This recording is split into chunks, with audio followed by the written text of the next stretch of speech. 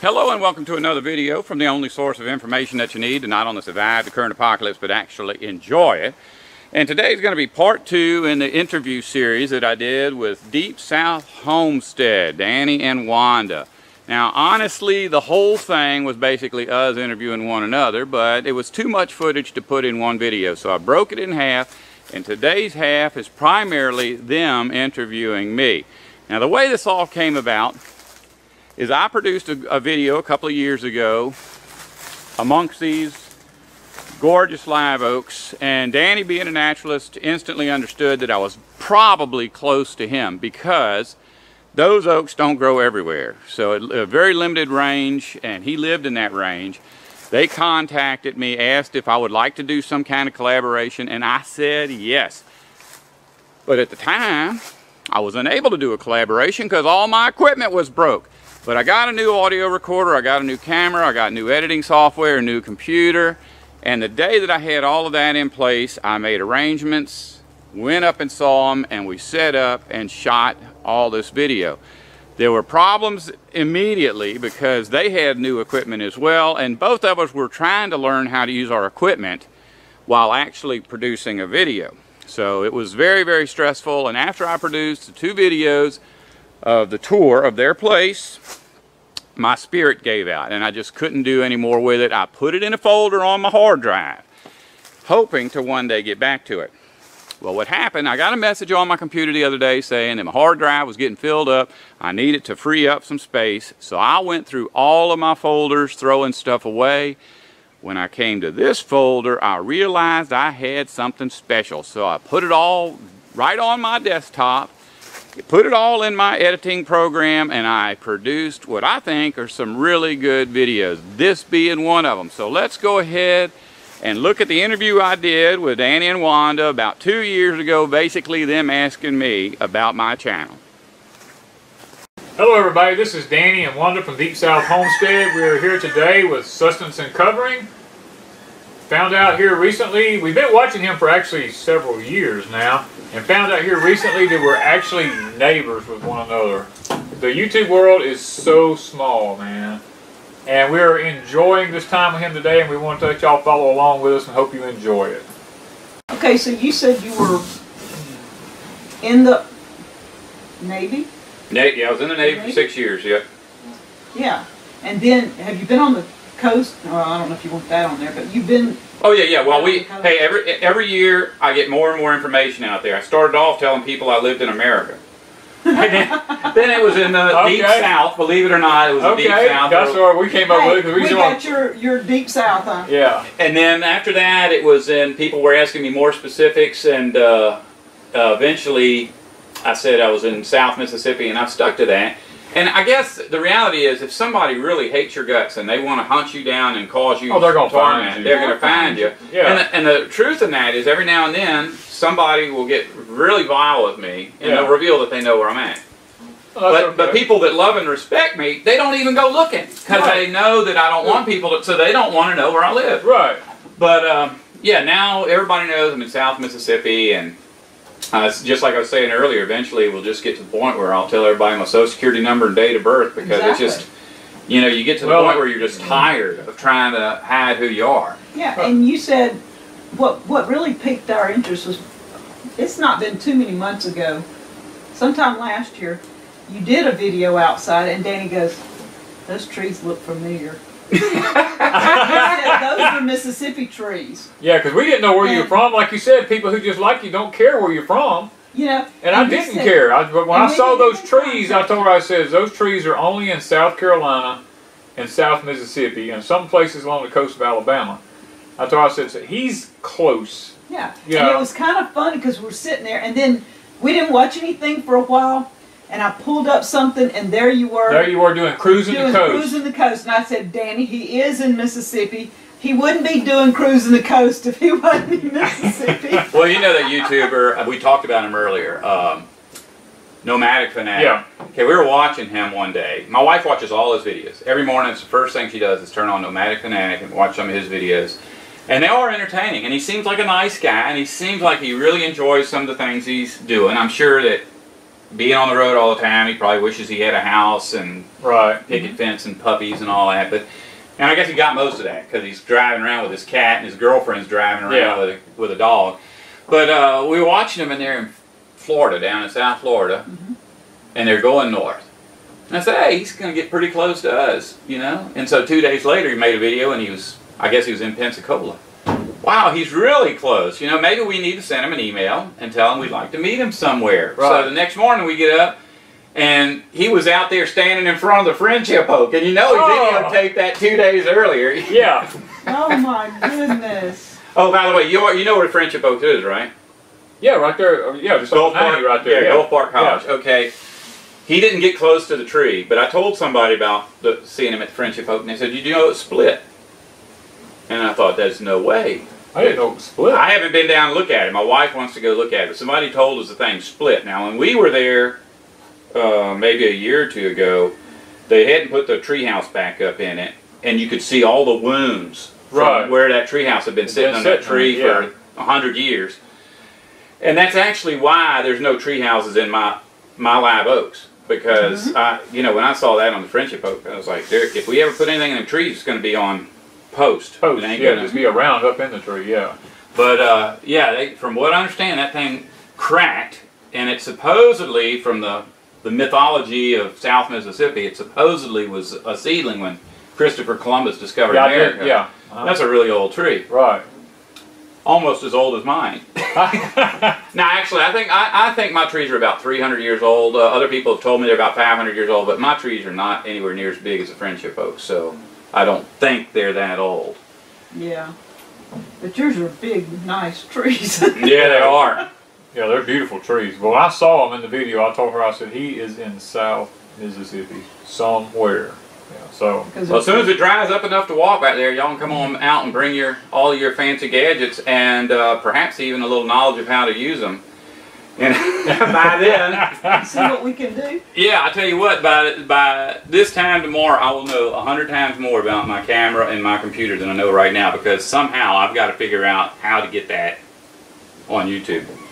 Yeah, and so when you started out your YouTube, what was your purpose of starting YouTube? I've always been the village idiot. All my life I'm the village idiot, but I'm the village idiot that knows I've got something important to say and that these people are not right. No matter how many times people tell you you're wrong and you're stupid, right?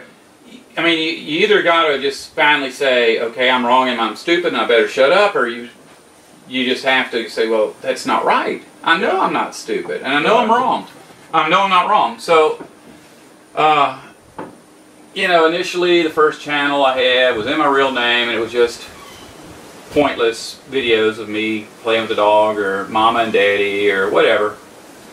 And one day I decided to go ahead and test the waters and make a little bit of footage about how I feel about things. And I instantly got so much hate, and it really depressed me because I didn't see any other outlet for my... Right. I didn't have any friends, nobody I could talk to, because when I did talk to a real live person about anything that meant anything to me, it was end up in, you know, just like I said, people's eyes glaze over, or they get angry. Yeah. And so I walked away from it, and some guy wrote me, and he says, I haven't noticed any videos from you in a while. I'm like, well, you know, I posted this one a while back, and everybody hated it, so I decided not to do it anymore. He goes, I'm going to send you something, but you got to keep it to yourself. And it was his channel. He had a channel that he was responding to me on. It was like John Smith YouTube channel. But he had another channel, I don't even remember the name of it, but like Secret Agent 3 or something. And he said, if you just make an anonymous channel, you can say whatever you want. Even if they hate your guts, there's nothing they can do about it. Well, the point is, if you make a channel like that, and you know, when you're making a channel, it says, what's your channel going to be about? You can tinfoil hat, conspiracy theorist, garbage. You know, whatever you want to put in there. And so that suddenly YouTube knows what audience to send your videos to. And it worked out so good. I just got so many people. It was like having real friends. You know, I'm not one of these idiots that's like on Facebook all day long and thinks that taking a photograph of the last sandwich they ate makes them part of an international community. You know, but I got to actually say what was in my heart and have people respond in a positive way, making me think that if they're responding positively, that's in their heart too. Yeah. These are like my family. You know, never mind that one of them's in Tennessee and the other one's in England, and they're still there. I know they're there, and even though I never get to hug them or tell them I love them or put my arms around them, anything, they're real people.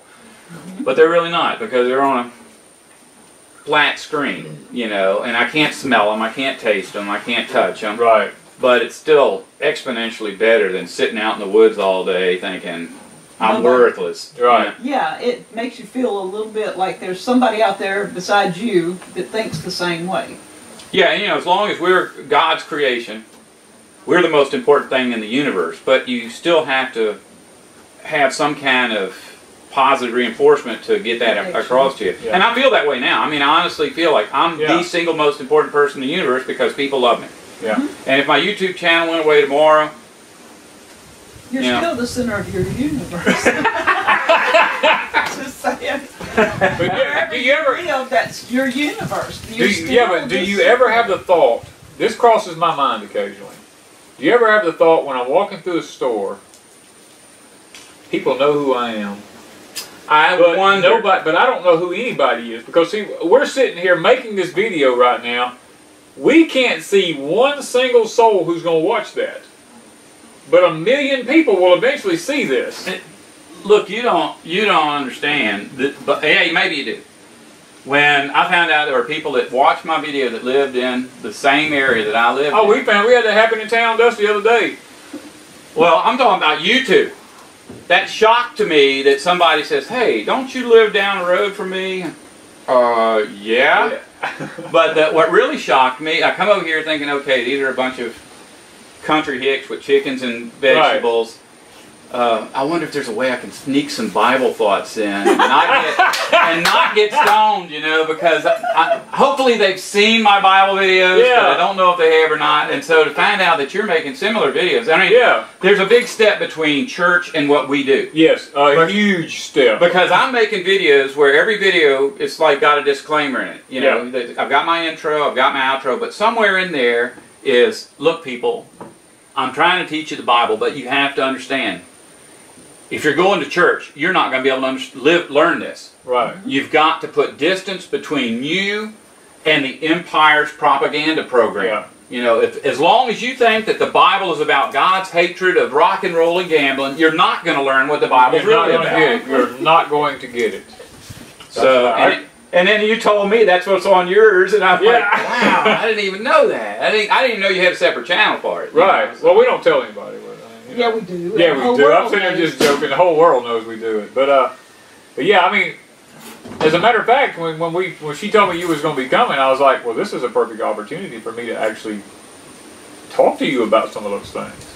Yeah. You know what? I could probably go on for hours and hours and hours on it. But I don't know. I would end up getting into stuff. I've got this one Bible series I'm working on right now called the Bible Code, and it started off as what was it called? Removing the Seal was the name of it. It was about Revelation. Yeah.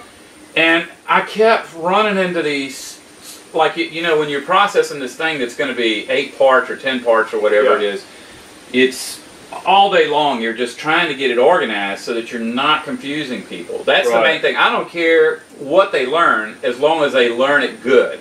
Yeah. And I can go around circles all day long and confuse people like the churches do, and I don't want people to walk away thinking they've been to church. I want them to actually have something in their head when they leave that's beneficial for them. So I pushed it all aside, you know, and a lot of it was I had things in there that were just carryovers from back when I was Jehovah's Witness, back when I was a Catholic, and I had to remove that out of my head. Yeah. And now I'm working on this thing, so we're going on making promises to people for 3 or 4 years now about this wonderful series that's going to come out, and there are people that are just every week somebody somewhere says, we're still waiting for the Bible Code series. And man, oh man, I just like every day I want to tell people there's so much stuff in there that's just unbelievable. It's not anything like the church. That's the whole thing. People, I guess the one thing, and I mean, I don't mind saying this, the one thing about churches that always bothered me was the shallowness of everything. Everybody wanted to talk about the biblical stories, or they want to talk about Paul's missionary journeys, or whatever. That's all good and fine, and it's got its place. But I want to know in-depth stuff. You know, I want to dig down, and that's one reason I went into Hebraic, was because there's a lot of stuff that's lost in translation. When you went from the Hebrew and the Greek over to Latin and, you know, English now and whatever, there's a lot of those stories that lost a lot of their meanings. There's a lot of things, and first of all, for me to understand the Bible, I first had to understand the Middle Eastern culture, because it wasn't written to us. It was wrote to them. And once I understood their culture during that period of time, it was at that point I began to, just like the doors open for me. I could begin to see into the way it was written. People all the time, and I know you've come across this all the time, bring up, you know, there's a bunch of books that were written at the same time as the Bible. Thousands of them probably. Yeah. And I don't like to be a guy that's just on blind faith, but Right. I take the Bible basically almost on blind faith because there's nothing else available. The other books are not in the Bible. Apparently this is the one God wanted me to read. But I did do enough research by reading those books Right. to determine... Are you speaking about the Apocryphas, or? Yeah, Deuterocanonical, Apocrypha, the Thomas, the Enoch. Yeah. Oh yeah, we read all those. Yeah. And I thought, and that comes up a lot, the Book of Enoch. Why don't you ever talk about the Book of Enoch? Because it's almost become accepted that that was part of the Bible. At least to others. Not to me, but to other people it was. And I don't see any problem with reading it, and I think we could learn a lot from it, and it could probably be the key to some Bible understanding. But here's the thing.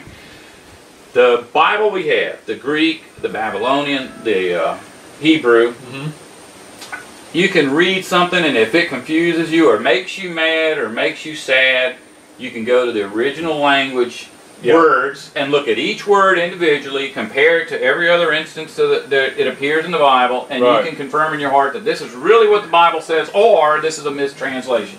Book of Enoch was written in Ethiopian. The only copies we have are in Ethiopian. There is no reference material to deciphering Ethiopian. All we have is this Old English text created by a preacher who probably didn't understand Ethiopian, and there's no way I'm going to base any of my life decisions on something that's fifth hand.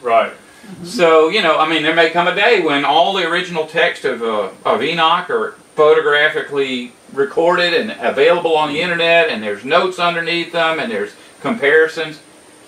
When that happens, then, you know, I'll start telling people, here's what's in the Book of Enoch. Right now, I ain't got a clue what's in the Book of Enoch, because all I've ever read is the English version of it. That's what I'm saying we are. We just read the English version of it. I mean, and it does open your eyes to some things. If it's true, it helps you understand. But I like the Book of Jubilees, and what was the other one? There was three of them. We read Jasher, Jubilee. Jasher. Those three had some things in it that, when I saw it, I'm like, okay, this starts to make a little more sense. Whether it's actually true or not, it helps you see like a flatter version than just having things missed here. And that was... when I read Enoch is a good one. Jasher is obviously a good one. It's really, to me, well, first thing, it's mentioned in the Bible. In James. So, the Book of James, So, and the Book of Jubilees. And the Book of Jubilees. And so you think, well, I mean, I'm not going to be stupid. Obviously, when Jude quoted the Book of Enoch, and then he mentioned, isn't it true that Enoch says this, and we have copies that are as old as the Book of Jude, that he had that in his hand. It doesn't mean that Jude was saying this is a book of the Bible, because, you know, even Jesus probably read comic books if they had them back then. That doesn't mean that them comic books are inspired. Yeah, there were lots of other books written. I mean, I quote books all the time. I ain't telling people to... They're part of the Bible. Yeah. But with Jasher, when I was reading it, I was like, wow, this is so real. This is definitely belongs in the Bible. But when I went to do a little extra research, everybody says, well, it was some crazy preacher wrote this in 1850. Or whatever. I don't know what the excuse is.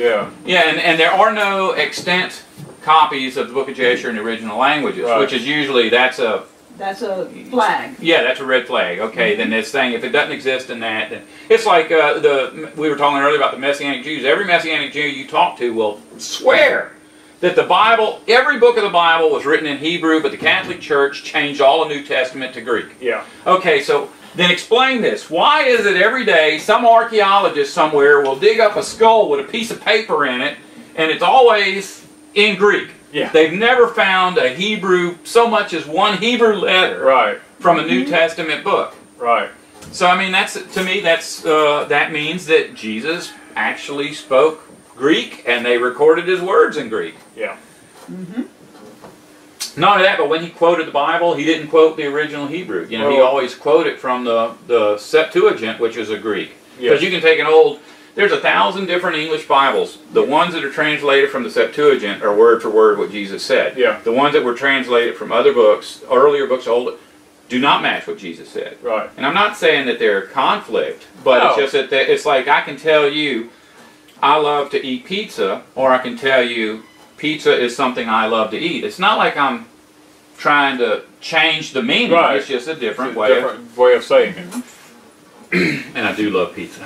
But I'm diabetic, so I can't have pizza. Well, I'm gluten-free. I could get a gluten-free pizza, but that's just... We have done that one time, but it's not that good. It's just not as good for some reason. No, it ain't. I don't know. It's not the same. It's just not the same. But So you got started, say, back when you changed your channel to Sustenance and Covering.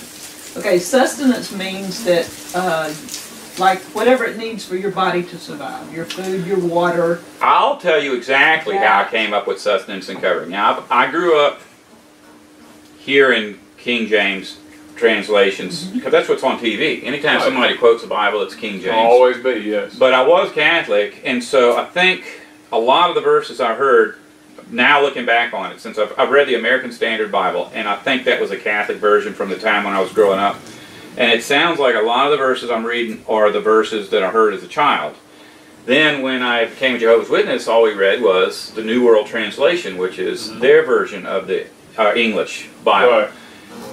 And so I always like that where it says being, I don't know exactly how it quotes, but being taught God's word, we shall be happy with nothing more than sustenance and covering. And I thought, okay, that's what I'm going to name my channel. But at the time I was in that Jehovah's Witness mode, and I never thought to look it up in other verses. I've seen other versions of the Bible do a little bit better.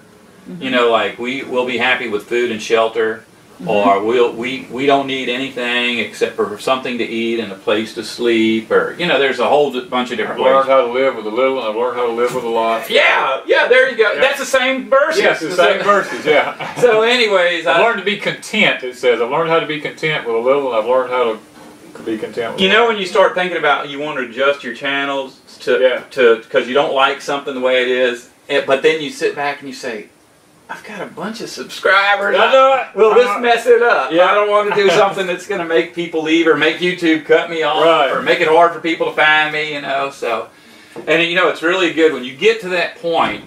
This is when you're a success. When you sit down at your computer and you turn on Google and you go S-U-S and it goes sustenance and covering. Yep. I'm like, I'm here. I've arrived. That's what I was thinking. I didn't realize that maybe you had taken that way. I was thinking sustenance and covering, you had coming from a prepper viewpoint, because I knew you did a lot of sort of prepper type things. And I'm thinking, okay, he did sustenance because prepping, he had to have food and water. Covering, he had to have a place to live. So I was coming at it from a prepper mentality. Yeah, because you probably are so familiar with that scripture in other versions of English. That I would have heard it. It was like, sustenance and covering? Yeah. And I had to figure out, why is he going that way? And seeing your prepper videos, I'm going, that's why he come up with that. That's pretty smart, And I'm thinking, well, I gave you more credit. That was pretty cool. That's pretty cool. I'll tell you what, it's been an eye-opening experience to go from being, like I said, village idiot to being sustenance and covering. It's a completely different world. It's the same exact world, but the perception of it is different. The perception's a lot more vast than what it would have been. It's so great. I mean, I never really changed to fit in I've always tried to maintain some kind of individual integrity so that, you know, because I see people faking it all the time. Oh yeah. You know, I've never understood. If I tell you I love you, it's because I love you. Right. It's not because I want to find out where your bank account is. Right. I love you, that's all. Yeah. But I've seen people, I mean, I see it all the time. I love you so much. You're the most wonderful person. Could I please get your credit card information? Yeah. And I mean, and it's not even just that. People will lie to get married. Yeah.